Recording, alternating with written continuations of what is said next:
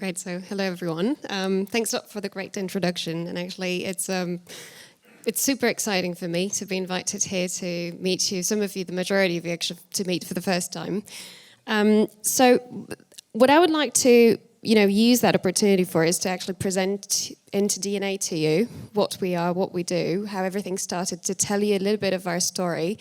But actually, it's deeply embedded in my personal story as well. So I want to introduce myself to you a little bit and tell you how actually everything started, how we started the business, how we've been evolving, developing the technology, how we were growing, and where we're at right now. And it's all actually closely linked to all the lessons learned throughout our journey. And I'm really hoping for some exciting questions at the end of the talk. So my name is Magda. I'm the CEO and the founder, one of the co-founders of IntoDNA. I'm also one of the co-inventors of Stride platform, the technology that is the foundation for everything. And our journey actually started in 2015 at the university. So to give you a bit of an introduction to myself, I am a scientist. I'm a biophysicist by training. During my PhD, I was doing a lot of work around cell biology, molecular biology.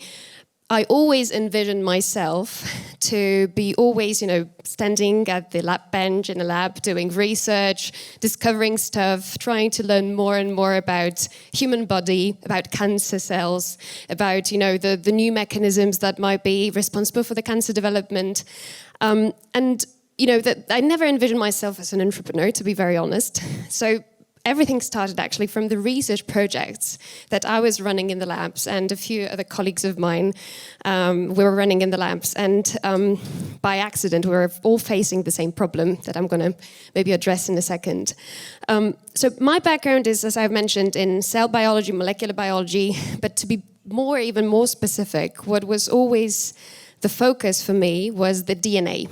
As you all know, the DNA is the essence of life.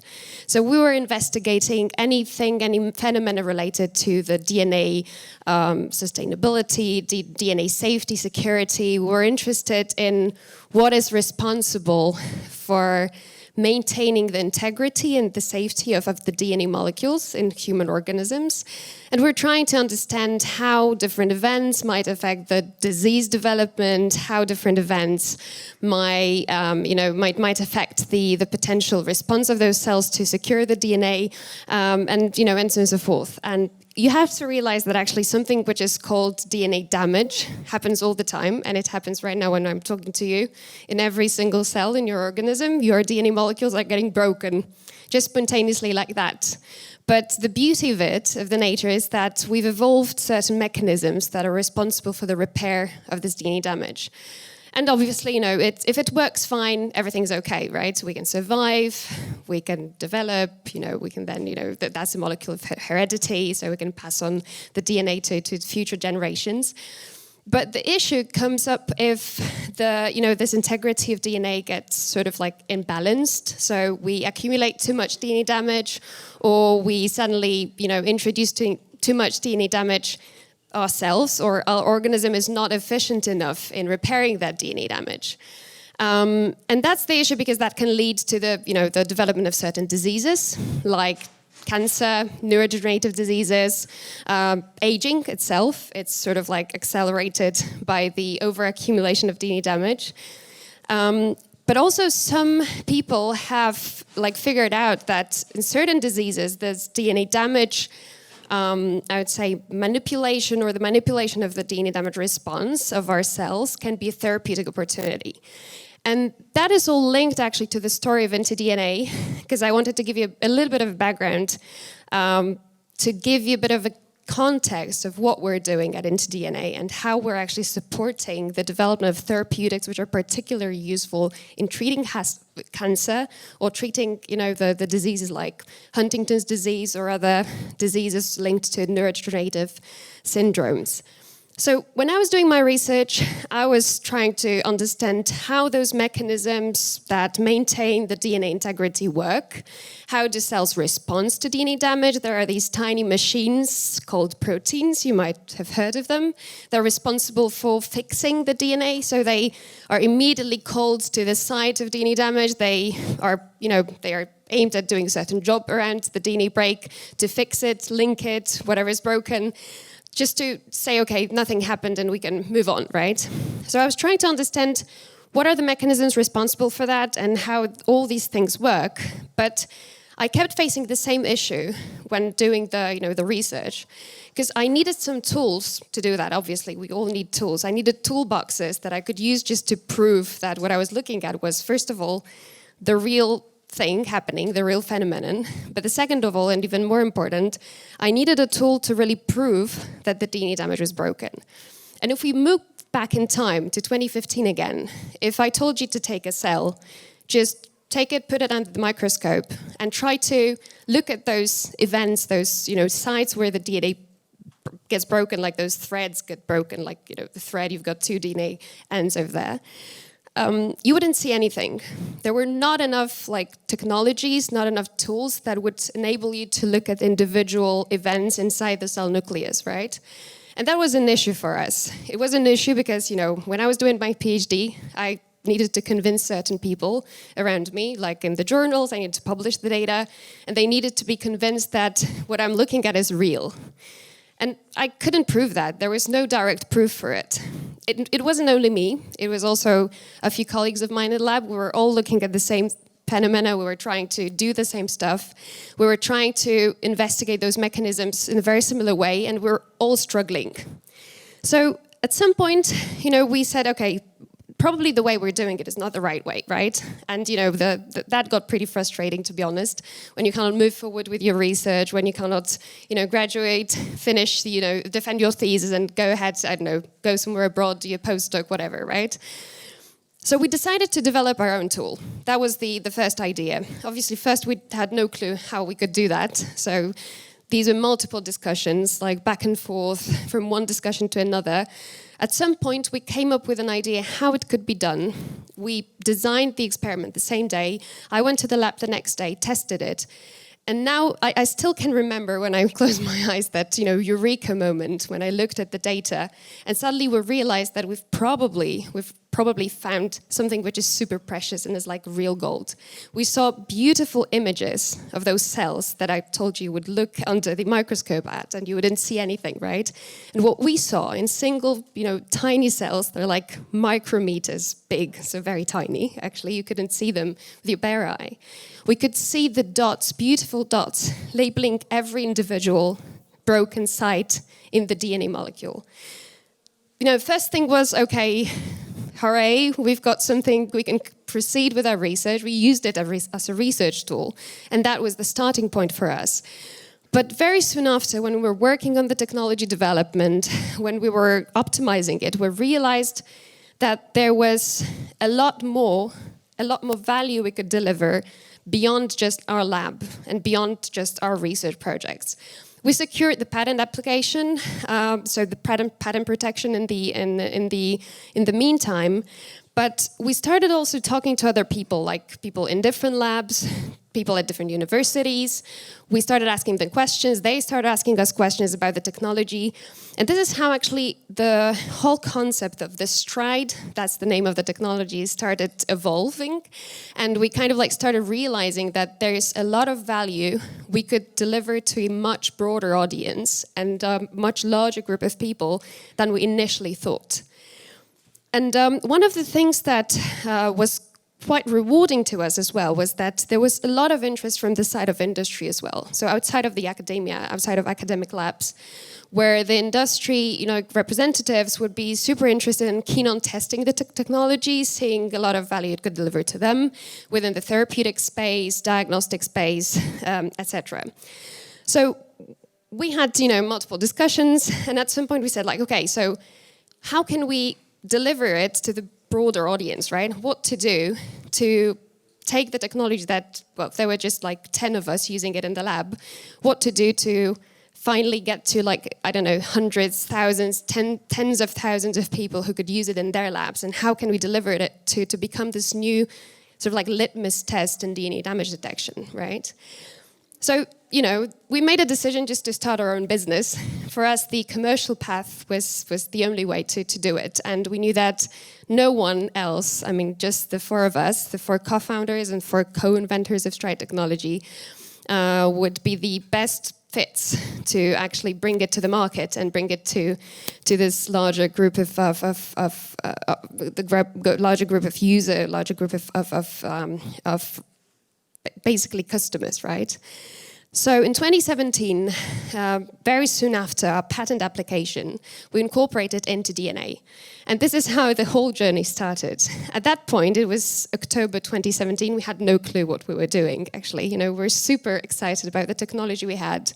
We felt like we're having something very precious, but that wasn't super defined at that stage. We didn't know who were the customers. We didn't understand what should be the market, how we're going to approach the market, what should be, you know, go-to-market strategy, how we're going to like monetize it in the end of the day. No plan whatsoever. But we just knew that we had something that was the foundation that could lead to building something that's going to be very big in the future.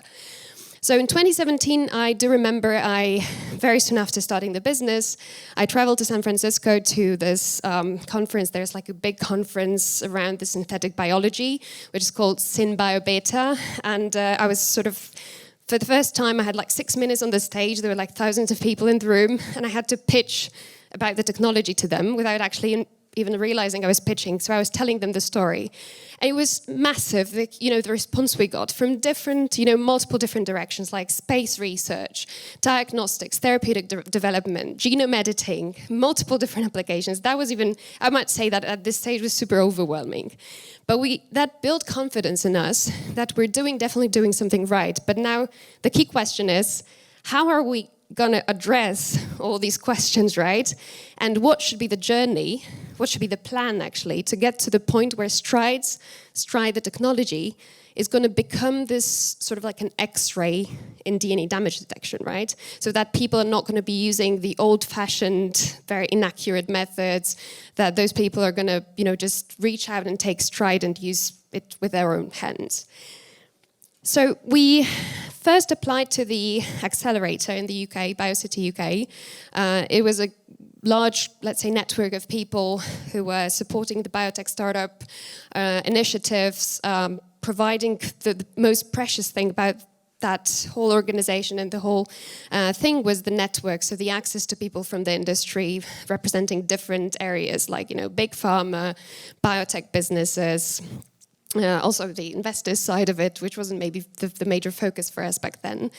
And the whole concept for being in the accelerator program was actually to test our ideas around this Stride development as a product, as a service, test our ideas, how we want to develop it, how we want to deliver it to the market, and how we're going to basically grow as the business and what's going to be the business model. So we spend a lot of time on building the strategy, defining the business model. But actually, the major focus for us was to do the research of, to answer the questions actually, who's going to be the customer? What we're going to be delivering to the customers. So what is the problem they're having? How we're going to solve that problem? And, what are the questions we're going to address, right? How can we help them in the end of the day? And we started this whole journey having that long list of potential applications, thinking back in those days that we're going to tackle all of that at once. There were 3 of us, actually, back then, 4 co-founders, but 3 people who were fully operational around it. So it was impossible, obviously, right? So the focus, we realized very soon that we need to focus on a certain direction, on the certain market. We need to identify the customers who are going to be the beachhead target customers that we're going to get engaged and involved with. And actually, the funny thing is that we were very convinced that we do already have that idea in mind. And the first idea, the first concept was to develop Stride as the diagnostic technology for the diagnostic of male infertility, which is a completely different thing than we're currently doing. And we're pretty emotionally attached to it for a certain amount of time. But having multiple interviews with different representatives from different markets, from different areas, we very soon after that realized that actually there was one market on our radar which was ready to transact with us. They were kind of like in the space of therapeutics development, where they kind of like needed the same, like they were facing exactly the same problems as we did back in the days in the academia, and they were needing that technology like in a huge way. And it just happened by accident. We got introduced to this biotech company from the UK, from Cambridge. We had a meeting with their chief scientific officer, with their head of biology. I was presenting Stride to them, trying to understand whether there might be any fit. And the CSO, the chief commercial officer, immediately stopped me. He's like, what do I have to do to have it? And that was the moment, like another eureka moment on the way, that we probably need to pivot with the whole concept and the whole idea, because there are people who are ready to pay for it, who are ready to buy it. And they're ready actually to use it, and they're very similar to us. These are customers that are actually the mirror reflection of us 2 years before, because they're facing exactly the same problems. So we signed off the first contract in 2018. So it wasn't even a year after we incorporated the company. And that was the beginning of the journey, working with the companies like the one from Cambridge, UK, the companies that would be developing therapeutics, targeted therapeutics, that would be specifically dedicated for the treatment of cancer. Very specific mechanism around that. I'm not going to get into detail, but this is a beautiful concept. These are like next generation small molecule drugs that are aimed at targeting specifically the oncology, the cancer cells, without damaging too much the normal healthy cells in the organism. So we started working with them in 2018. We immediately decided that we're going to expand within that market, and that's going to be our strategy. We started delivering the technology in the form of a platform to them, in the form of a customized service, so that they could get access to whatever we had the platform. They were using our hands basically to run their research with us. And, in 2019, by the way, that was also the time when we started working with our first advisors who became our first investors into DNA. And that was, I think, also super critical, because they were very helpful at, showing us which direction we should take, which way we should go. And, they were facilitating pretty much the decision-making process, because I think that at first we were not that much efficient around it, especially time-wise. In 2019 was focused on evaluating the market, evaluating the customers, and understanding what should be the sales process, how we should be transacting with them, how we should further on grow and scale. And since then, actually, we got great traction. We started transacting with the companies from the US, from Canada, from UK. 2020, that was all about scaling the revenue, the growth of the business in terms of the organization as well. We grew into the team. Right now, we're over 40 people in the business. And, the growth was pretty aggressive. That was kind of surprising to us, because we started generating revenue very early on. We raised some very early stage financial funding rounds. But since then, since early 2020, we have been, funding ourselves. And, we're kind of independent in a way. We're growing organically, growing very fast. This year, we're assuming that the minimal growth is going to be at 50% year over year. So it's like a continuous journey where we're kind of trying to, I would say, build this, maybe not monopoly, but to cover this entire space and penetrate the market. But we're also continuously exploring other markets around this initial area. So we went beyond oncology, as I mentioned.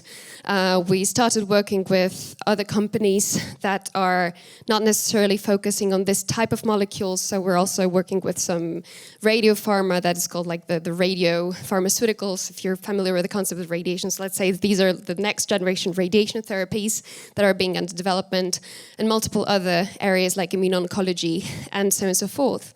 And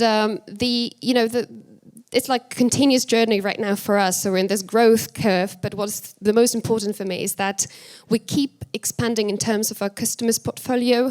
Having more and more large pharma companies engaged with us. We're currently working with one of the top 10, 5 out of 10 top, the biggest big pharma companies in the world, working with the companies in the US, UK, Switzerland, Germany, Canada, as I mentioned, Western Europe in general. So we're kind of like, we immediately went global. And there is a lot ahead of us. We're continuously growing, actually facing, bringing the business to the next level in the upcoming years. The whole concept around, like popularizing the technology, considering the productization of it. It is still ahead of us, but I think that there's great potential because at this stage I still feel that we're sort of like scratching the surface, and there's a lot to be done, a lot of innovation to bring to that market, a lot of innovation to in general to bring to the biotech area, biotech field and biotech area. So in terms of reflecting on what could have been done differently on our journey, I think that there are a few things that are pretty important to mention. Because after a few years, we've been in the market for 5 years, I think. There are certain things that you realize that are essential for running the business and being successful at it. And I think that's one of the things that are super important at the very early stage in the beginning is be courageous, obviously. You probably hear it very often. Be resilient, but never let people convince you that it's not going to work. Even if those are people who are, let's say, professors at the universities and you work with them a lot, you admire them. But you have to really strongly believe and love, believe in what you're doing and love what you're doing. Because without that, all that hard work is going to be a nightmare, right? Because you need to put a lot of effort. You need to be ready for certain sacrifices over the journey running a business and, trying to disrupt and push the boundaries. I think that for us, what we didn't realize at the beginning was that if you want to, you have to be sort of like disrupting this pace, right? You want to introduce something new. If you're innovative, if you're pushing the boundaries, you have to always have doubts. But sometimes, you may easily get discouraged by having doubts and not being quite sure which choice to make and, going back and forth from one decision to another. I think embracing those is one of the key things because that means that probably you're doing something right. But then also applying a certain framework to be properly focused on what you want to do is going to save a lot of time. So in our case, for example, the fact that we started running into DNA, we came to the accelerator, we had a list of 30 markets that we wanted to cover immediately. That was an impossible thing to do, right? And we shouldn't have had that sort of a mindset. That would probably have saved a lot of our time. And thanks to our advisors and the people we had around us, we regained that sort of focus, traction with the right direction and going into the right direction. But we could have probably implemented that framework of thinking much earlier on and be just more analytical around it, just to make the right choices much sooner. Basically, that would save a lot of time and a lot of energy. And I think that, basically doing the work with the right people, so, surrounding yourself with the right crowd, that is super important. And I think is the major contributor to the success. So there's a lot of credentials I should probably send right now to the team because they're continuously putting a lot of effort and a lot of dedication to actually continue that journey and make us grow even faster, bigger, and think of even more ambitious goals in the future, right? So basically these are this is a very brief summary of the last 5.5 years and a few lessons learned, but as I've said, I'm really hoping for some questions you may ask and I'm hoping for opening in a discussion. So happy to answer your questions right now. Thanks.